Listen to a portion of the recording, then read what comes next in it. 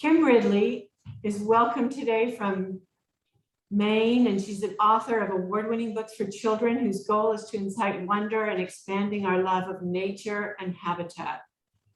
Thank you, Kim, for being with us from Brooklyn, Maine. Her talk is Beyond the Frame and explores how we can incite wonder along the Colorado River and otherwise. Hot off the press is Kim's Wild Design, Nature's Architects from Princeton Architectural Press that explores diatoms, bird nests, fungal pathways, and networks in forests. So we're very excited to have you here today. Thank you. Thank you, Lori. Thank you for that lovely introduction. And happy EcoFest, everyone. I am so excited to share this space with you and to share some fun ideas. We're going to go, I think, we're going to take a virtual field trip today. So I know that many of you are photographers. Some of you are educators. A lot of you love the wild world around us, as do I. To me, nature is a gateway to wonder. And I want to talk for a moment about, as Lori mentioned, I love to incite wonder through my books for children and adults, and also through my workshops.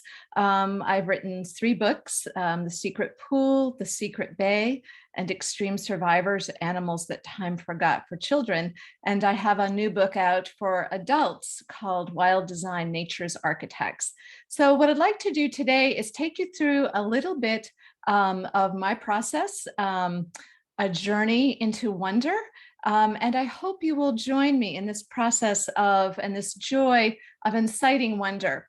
And what I mean by that, I was telling a friend the other day, my passion is getting people excited about wonder and really inciting it. My friend said, well, wonder is kind of soft. You can't really incite wonder. It's childlike. It's not possible to incite wonder. I do agree that children do experience a sense of wonder, but I don't agree that it's soft. I think that we tend to confuse wonder with naivete. I think that the experience of wonder is a human birthright. And I also think it's really an important survival skill. It's something that we often lose along the way. But when I think about wonder, I really think about one of my first heroines, who was Rachel Carson. And she had a wish for children. She wished that children could be given a sense of wonder so indestructible that it would last throughout life as an unfailing antidote against the boredom and disenchantment of later years, the sterile preoccupation with things that are artificial, the alienation from the sources of our strength. So when I experience a sense of wonder, and I'm sure when you do too, it puts me in the right frame of mind. I realize, look at this place, this one and only planet where we live. It fills me with awe and a sense of humility. So that's what I'd like to share today with you. That's a little bit of the subtext of our conversation as we look beyond the frame. So when I step out into the world, and I imagine many of you do as well, you wonder, what's going on out there? This is one of the creatures who lives in my neck of the woods, a yellow spotted salamander. They live all around us, but are seldom seen because they live underground and only come out once a year to spawn in their special pools, which are called vernal pools. They're kind of like puddles in the woods that form in springtime from rain and melted snow. So there's so much going on all around us. Lots going on. These amazing creatures I never knew existed until I started exploring vernal pools. These are fairy shrimp. They're about the size of a small paperclip. They're over 400 million years old. And a remarkable thing about fairy shrimp, there are many remarkable things actually, is their eggs. So they're found all over the world. You have them in Texas in vernal pools around Enchanted Rock. These creatures can only live in these temporary puddles in the woods called vernal pools. So a question I like to pose to children and adults If fairy shrimp can only live in vernal pools, which dry up in the summer, and they can't live outside of water for more than a few minutes, how is it that they spread from pool to pool? Well, what I learned in noticing these creatures and wondering about them is their eggs, which are the size of poppy seeds, can last at least 30 years and still hatch. So their eggs, which are actually called cysts, lie dormant in the forest floor. And after a decade or several decades, they're still viable and can hatch. And the way they spread from pool to pool, there are several ways actually. They blow around like tiny tumbleweeds, and they're also sticky on the outside. So as creatures come, animals come to these little pools in springtime to drink or to feed. For instance, wood ducks will feed in vernal pools. Fairy shrimp eggs will stick to their feet, their feathers, their fur. So their eggs will hitchhike, and when they land in a small body of water, eventually will hatch into these remarkable fairy shrimp. So there's so much going on in the world around us, more than we even imagine. Even in a city, there are little wild places and whole worlds of creatures and things going on. So the question is, how do you capture it? So those of you who are photographers, I admire your gift so much. You're always watching and looking and trying to capture that instant, like when this gorgeous egret spreads its wings and all those feathers are so beautifully articulated. The light is perfect, the bird is perfect. So you've captured this instant. And as they say, a picture paints, what is it? A picture's worth 1,000 words. And what I like to think about with writing is, how do we tell more of the story around this instant? How do we go beyond the frame, deepen our experience, both for the joy and wonder of it, and to be able to share it with other people? So you have to have some very special equipment if you want to capture what's going on out there. Obviously, this is tongue in cheek. I go out for this pretty much the same walk every day around my home in Maine. It's about a 2 to 3 mile round trip walk. And I always have this special equipment with me, a pencil, of course, a small notebook. Now I always carry a pocket-sized notebook because I just want something that's lightweight, that's small, that's portable. So I literally stick this in my back pocket. Now these are great for kids. This is something fun to do with your children or grandchildren or students. Very portable, so you can keep it super simple, a pencil and a small notebook. And you can buy these in bulk. They're bound with cardstock, so they're terrific. And I think of my notebooks as my seed packets. So I'm out there just describing and capturing what's going on. And you might think, well, I'll remember when I get home, but you won't. I know I don't. So these are, at a minimum, I have a pencil and a notebook. Two other things I like to bring with me up in the top, that white thing up in the top, is a jeweler's loupe. So it's basically any kind of hand lens or magnifying glass. I like a jeweler's loupe because you can get really close to things. So you might want to look at an insect, the detail on a leaf, some lichen. So it's really nice to have a loupe. And I usually wear mine. I have a string. I just string it around my neck. And then, of course, binoculars. I'm a birder. Now, the loupe and the binoculars aren't necessary, but they really help you take in what's going on beyond the frame of your photo, both on a distance scale and a close-up scale. So that's it for your special equipment. And then when you think about how to capture, how to tell more of the story, what's going on, very simple. You find a spot that speaks to you, you have a seat, and you quiet your mind. Now, I know these things they're easy to say, especially quiet your mind. I don't know about you, but I often have a hard time just quieting my mind and being present. So when I find a place, and again, it can be in my back, it's often on my back deck, in my backyard, on my walk down at the shore, I just sit for a couple of minutes. I take a few breaths. I just listen to the sounds. I feel the air and just really clear my mind. And what I'm doing, it's making space for myself. It's a way to just slow down and quiet down, because everything, I don't know about your life, but mine is gets very fast paced, but it's a way to really tune in where we are. And it's just a lovely way to be present. So, and I'm sure, those of you who are, I'm sure many of you enjoy writing and art and photography. I'm sure this is part of your practice as well, but it's a good reminder. So today I'm going to share with you 3 fun prompts.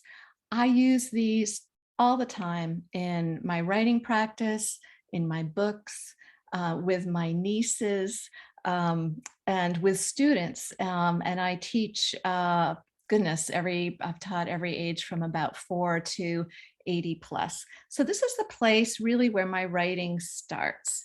So you can use these in any way you want to jumpstart your own writing. You can use these as a family when you're out in the yard, on a hike, on vacation. And also they're really fun to share with students, particularly if you're an educator who's doing a lot of work with STEM or STEAM. So that's science, technology, engineering, the arts, and math. Now, these 3 prompts I didn't create myself. I've actually adapted them from John Muir Laws, who's a naturalist in California, and you can find a lot of ways that he uses these prompts. He also is an artist. So these are from John Muir Laws, and they're terrific. So I thought it would be fun for us to not only run through them, I'll tell you about them, but I welcome you to practice them right now. So if you'd like to take a moment to grab a piece of paper and a pencil or a notebook, you don't have to, but if you just want to play around with it, here we go. Are you ready? So the first prompt is I notice. So what I do with kids is I have them write this on the top of their top page of a notebook. I notice. So they've settled, they're in a place, and they notice something. What I love about this is you don't have to know anything. I think sometimes we get so caught up in, we have to know the names of things and, we have to have all this information. And not at first, that comes later. We're really just being present to the world. So as you're out, maybe you're kayaking on the beautiful Texas, Colorado River, you're at the beach, wherever it is, you're in a park, you're in Austin, at home, just settling and see what you notice. Now, all you have to do is make a list. And I love to tell my students, if you can write a list, you can write a story, a poem, a description, you can write anything. For me, it always starts with making a list. So what you want to do is capture the details, what you notice about this bird, the colors of its plumage. And you might say its head is black, but as black as what? Its shoulders are orange, but just try to get some details of what you notice about the bird. Its setting, the details. So let's just take maybe a minute or less, if you'd like to, and just jot down three or more things that you notice about this bird. And there are no wrong answers. So let's just take a moment and do that. And I'll tell you, I'll time us and I'll tell you.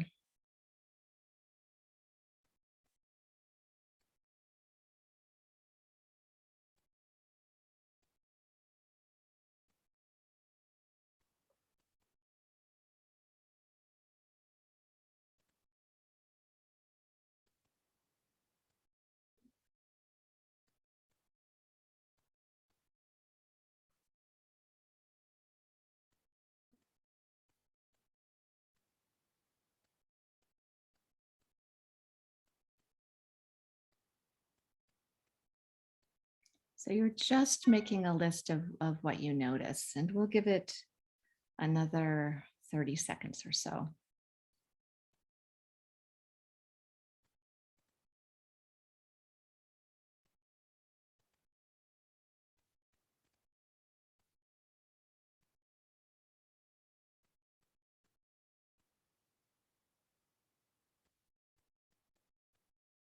You can come back to this anytime. And again, today we're looking at images. If we were together, we'd be out doing this in the field, but it's also really fun, and particularly in the classroom. And I do it in my own writing practice sometimes just to work with images. So now we're moving on to the next prompt. So these are prompts for observation, and they will get us started. These are what I use to get my writing process started. So the next one is, I wonder. So as you look at this bird, what do you wonder? And let's take a minute to write down 3 to 5 questions. What do you wonder about this bird? You might wonder what it eats, where it lives, what it sounds like. So let's just take a little bit of time and write down 3 questions. I wonder.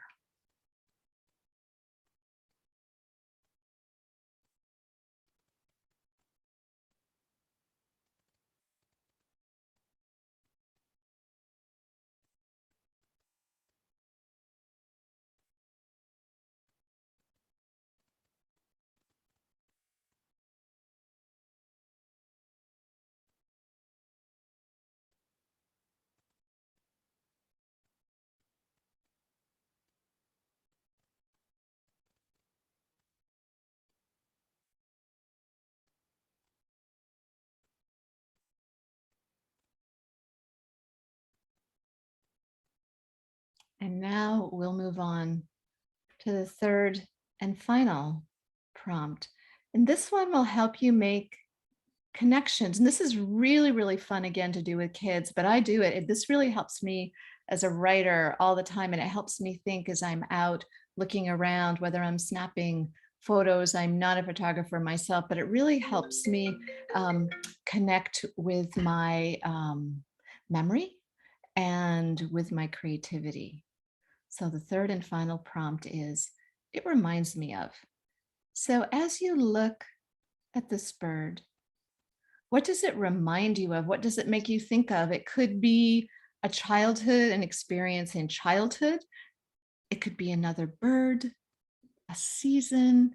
It could be something that's not an animal. This is really let your imagination run wild, if you wish. What does this bird remind you of? And we'll take a minute or so and make a list of, 3 to 5 things that this bird reminds you of.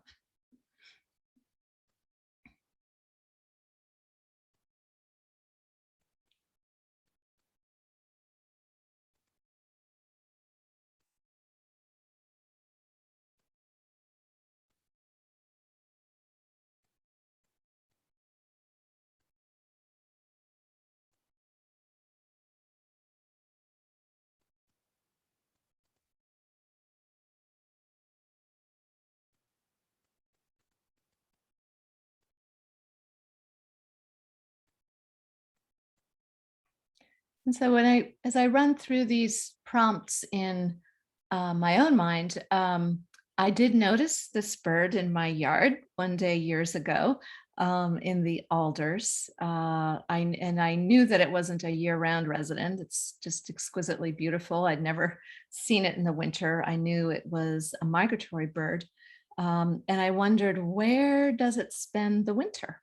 So that was one of my questions. And those questions that you wonder are great prompts to learn and look things up. And I find that for children, those I wonder questions really inspire inquiry. So children are starting from a place of their own questions and their own curiosity about something they notice. So they're not doing research as an assignment or to answer somebody else's questions, but they're really answering their own questions. So this is a great way to engage kids in inquiry and adults too, for that matter, in one's own mind. And one of the things I learned, this is an American redstart, as many of you probably know. It's a warbler, neotropical migrant. And this is a male. The females are gray with yellow shoulders, as are the juveniles. And redstarts migrate as far away as the foothills of the Andes. So they live as far away as the foothills of the Andes in the winter. And that, knowing that, deepens my sense of wonder. I think about, it makes me think, oh my gosh, this small bird made it all the way from as far away as South America to sing and nest in my yard. Once I learned what the male looked like, I learned what the female and the fledglings look like. And we still have a family in our yard, which just fills me with wonder, and really inspires another question: how can I create the best habitat for these birds while they're here? So it starts to build connections. And the first time I saw a pair of redstarts feeding, they were in a birch tree and they were flitting and fanning their tails and their wings. And that really reminded me of a butterfly, sort of the way they move. So that was just kind of a fun observation. And I have an ongoing project writing about birds, personal history and natural history. So all of those kinds of observations and questions I'm folding into my writings and inquiry about these wondrous birds. So that's a fun little journey through that exercise, and I really encourage you to play with it. It's a lot of fun. So now, how about turning, you have your lists. I noticed, I wonder, it reminds me of, how do you turn your lists into writing? And there are a lot of ways to do that. Again, whether you want to do some writing for yourself in a nature journal, working with children, maybe you want to write something to go with your photographs. And there's this, the sky's the limit on this. So you can turn your list into a poem or an essay. Even there's an essay form called an enumerated essay, where 5 amazing things about American redstarts, or you can just, whatever it is that you notice in your neighborhood. I love your scissor-tail flycatchers. So you can really play with this with birds, with animals, a flower in your garden, anything. Haikus are super fun. And I often, when I'm stuck in my writing, I will often just play with haikus just to get the juices flowing. So that's, again, a fun activity. You can take your observations, your notes, and play with writing some haikus. And of course, a book. So all of my books begin with observation, asking questions. And then it reminds me of peace is reflection. So I use this practice in every single book. And I just wanted to share with you, well, what does that look like on the pages of a book? So this is my first children's book, The Secret Pool, which is about vernal pools. And I decided that I didn't want anything to get between my young readers and the vernal pools. So I let the pool tell its own story. So that was a creative choice I made. So for I Notice, I spent so many hours looking at vernal pools and all different kinds all around my home in Maine. And I visited the childhood pool that really inspired the idea for my book. I grew up in a different part of the state. And so I decided to start my book this way: a shimmer, a twinkling. Do you have any inkling of what I am? Even if you are lucky enough to find me shining on the forest floor on an early spring day, you might mistake me for a puddle, which I most certainly am not. So I took I really looked at the way the water shimmered, the way it reflected light at all different times of day. And I really thought about, gee, this is the kind of place people walk by. It just looks like a swampy puddle in the woods. So that noticing really inspired the opening of The Secret Pool. And then I had a lot of questions about these places. I really wondered, well, what exactly, why are these little pools so important? And that led to a lot of research. I actually worked with a group of scientists at the University of Maine at Orono, and I found out that vernal pools are important for 2 reasons. First of all, they're breeding habitat for particular creatures, for wood frogs, spotted salamanders, like the one you saw, and fairy shrimp. So without these pools, those creatures would not exist. They wouldn't be able to complete their life cycles. And the reason they use those pools, I was thinking, well, why can't they just, lay their eggs in ponds or, lakes? And it's because vernal pools dry up. Because vernal pools dry up in summer, fish can't live in them. So fish would eat these animals and their eggs, and that's why the pools are so important. And the other really surprising thing I learned is that vernal pools help feed the entire forest. They turn leaf litter, rainwater, and up here where I live, melted snow into new life through the magic of the food web. So the leaves come down in the fall, fungi break them down, and then small aquatic insects eat them. The aquatic insects are food for larger creatures like salamanders, which are food for mammals, and on up the food web. And the other thing is that vernal pools, especially as they're drying up, serve as rest stops and snack bars for all kinds of creatures, from wood ducks to garter snakes to turtles to bullfrogs. So they're really important for connectivity in the eastern part of the US, the forested regions, and really maintaining a healthy habitat. So I learned all of that just by asking those questions, and it was incredibly fun. And then it reminds me of, as I mentioned, one of the animals who needs vernal pools to lay their eggs are wood frogs. They are literally super cool frogs, by the way. And they are the first singers here in Maine, the first amphibian singers in the spring. And their call reminds me of ducks. So it's kind of like cluck, cluck, cluck. So I used that cue to write about wood frogs. And that spread starts cluck, cluck, cluck. My first spring visitors sound like ducks, but guess again. And then the color of the frogs reminded me of leaves. So come closer and all you see are old brown leaves. Wait, one of the leaves is moving. Aha, it's a wood frog. Their songs are not sweet, but they break the winter's silence. So it was so fun to use that association to share with readers what these frogs sound like. And again, my wonder questions, I wondered, well, how do these frogs survive the winter?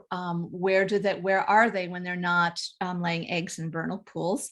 They're terrestrial. Come to find out, wood frogs live farther north than any frog in the world. They're found all the way as far north as Alaska, and they survive the winter by turning into frogsicles.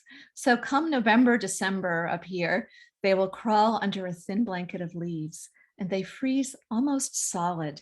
Their bodies make a little bit of glycol. It's like nature's antifreeze. It's a sugar. So they don't quite freeze solid, but their hearts stop beating and they stop breathing all winter long.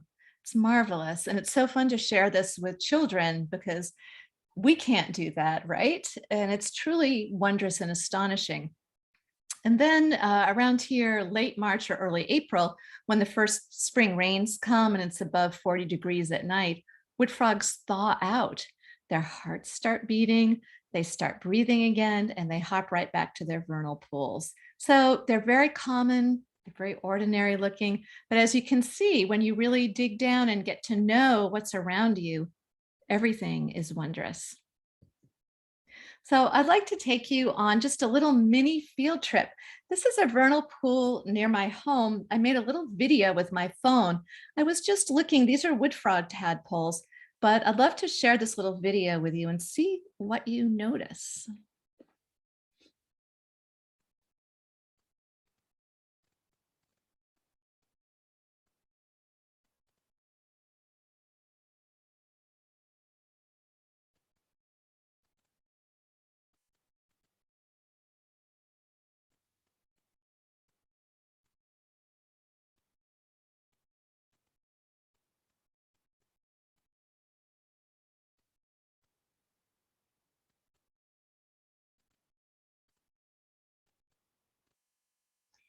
So this is in this video are wood frog tadpoles. They're about the size of thumbtacks. But when I looked at this video, I noticed something else. And I bet some of you did too. In the circle here, it looks kind of like a clump of twigs or with little bits of lichen and bark and stones. And I don't know about you, but I noticed when I looked at the video that those little clumps of material, there are a couple to the left that have a little bit of moss on top, were moving. Well, I wondered what they were, and I actually had an idea and looked it up. These are the larvae of caddisflies. And probably some of you fishermen know caddisflies well because in They're in many bodies of waters. They're in healthy streams and rivers and lakes and ponds, and they are fish food. So I got really curious about, so caddisfly larvae, and I knew that they were little, they're kind of like caterpillars or grubs, and they build themselves, they're called cases, to camouflage themselves, and also protect themselves from predators. The way they do this is they bind these materials to their bodies. They're mostly kind of slender little white kind of wormy things. They make a special silk that is like double-sided tape that stays sticky in water, and it's really stretchy. And so one wonder leads to the next, and I got really intrigued. I started to get obsessed with caddisfly larvae. This one lives in streams. There are about at least 1,200, I think to 1,500 species of caddisflies, maybe more. And you can see this one uses snail shells, bark, and pebbles. And part of the reason it uses heavier materials is to weigh itself down against the stream's current. So the larvae of caddisflies can live for a year or more in streams. And when they're done growing, they seal themselves inside these cases, undergo metamorphosis, and emerge as adults. They kind of look like moths with very slender wings. But caddisfly larvae really inspired me. So I'm writing a third secret book right now for children, The Secret Stream, which is about stream ecology, and how headwater streams form rivers like your beautiful Texas Colorado River. But I just got really curious. And one of my wonder questions was, so these insects are basically architects. They make things, and it's so marvelous. There's actually a video, I think it's on public television, if you go to Deep Look, that shows a caddisfly larva making its case. They are so deliberate. They choose each little piece and fit it to their bodies in a very careful way. So they're making decisions, they're sentient, and they're building these incredible structures. And I started thinking about other architects in nature. And one wonder leads to the next. So I started to think about, well, who else or what else in nature makes and designs structures? And that led to my newest book, which comes out in November. It's called Wild Design: Nature's Architects. This book is for adults, but I think kids will really like it too. It's a very small book. It's 10 short essays about how the natural world makes amazing structures and materials. And it's illustrated with antique natural history illustrations from the 17, 18, and early 1900s. So it's kind of a cabinet of curiosities between two covers, a celebration of early natural history illustration, which was important to science. And as I say in the opening chapter, I really see this book as an invitation to wonder. So let's take a quick peek. One of my questions was, who are nature's tiniest architects? And come to find out, they're plankton, certain kinds of plankton. These are diatoms. So they're single-celled organisms, and they, along with radiolarians, build themselves, they build glass houses. So many of them are found in the ocean, and they build cases or shells for themselves out of silica, literally glass. And this illustration is from Ernst Haeckel, who some of you may know of, who really did incredible and stylized natural history illustrations in the late 1800s and early 1900s. A lot of his work inspired the Art Nouveau movement. So these are extraordinarily beautiful organisms who build glass houses. So moving on up, I have a chapter on Arthropod Engineer. So caddisfly larvae are in there. But then, of course, everybody, when you think about architecture and nature, you think about birds and birds' nests. This is the nest of a Baltimore oriole. It's an illustration from the 1850s, actually by a young woman who did extraordinary work. One of the things I learned about, I wondered in looking at the oriole's nest, what is it made out of? And it's clearly made out of plant fibers, animal fur, spider webs. But what was really one of the things that really surprised me is an oriole's nest can contain or can have up to 10,000 stitches. So the birds are very intentionally creating these structures and very meticulously creating them.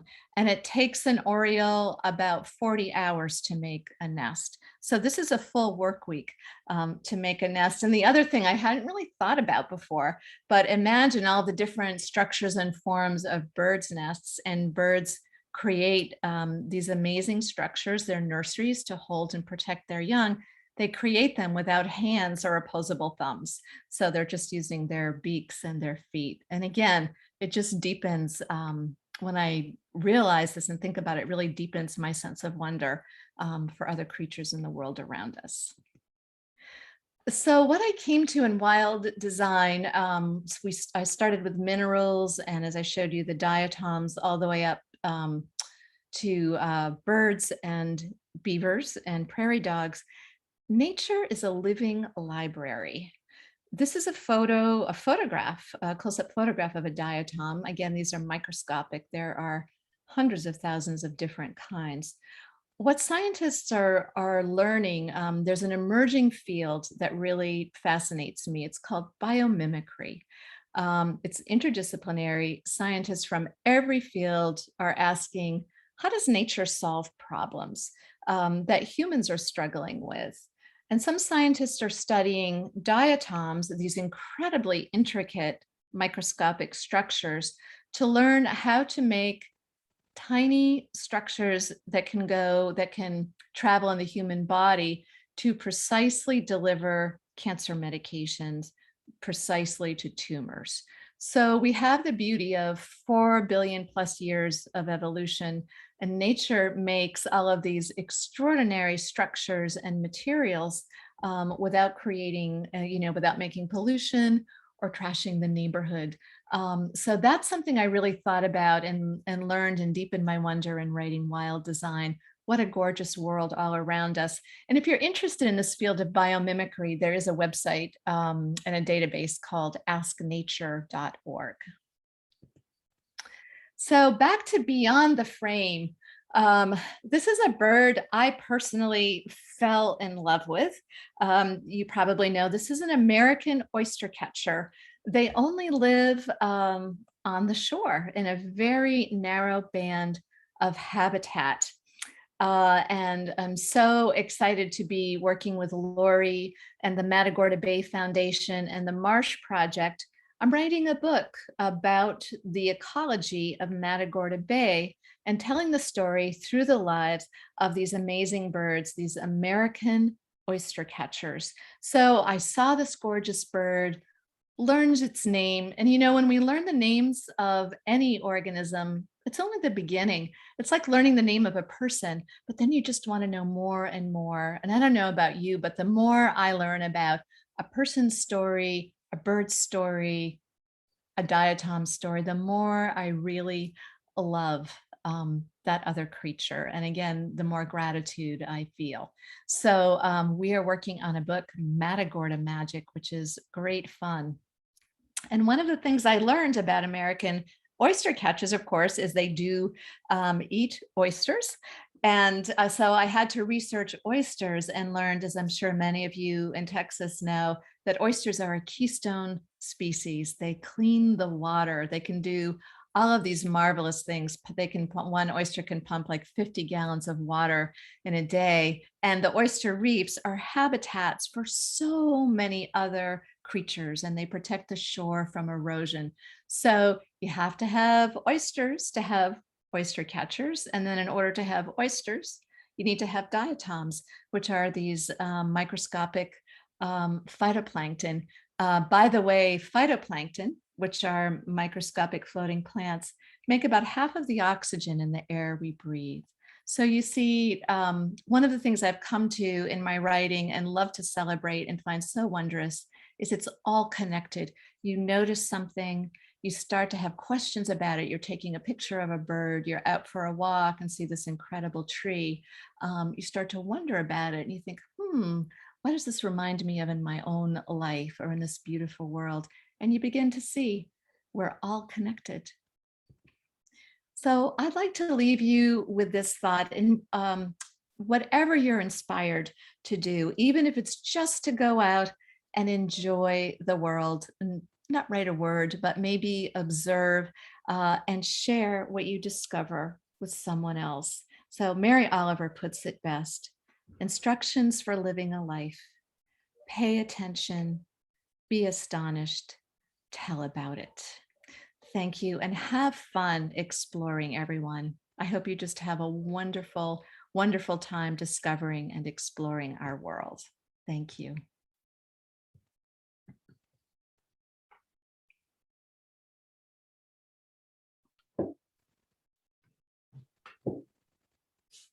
Kimberly, we're back together. That I'm was glad. wonderful.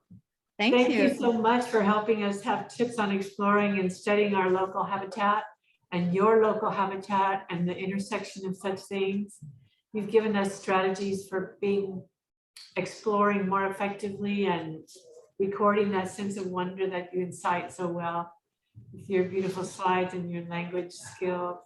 Thank you, and hope our guests can join us for a Q&A roundtable. Be sure to log in and visit our website, smithvilletx.org, for the date and time.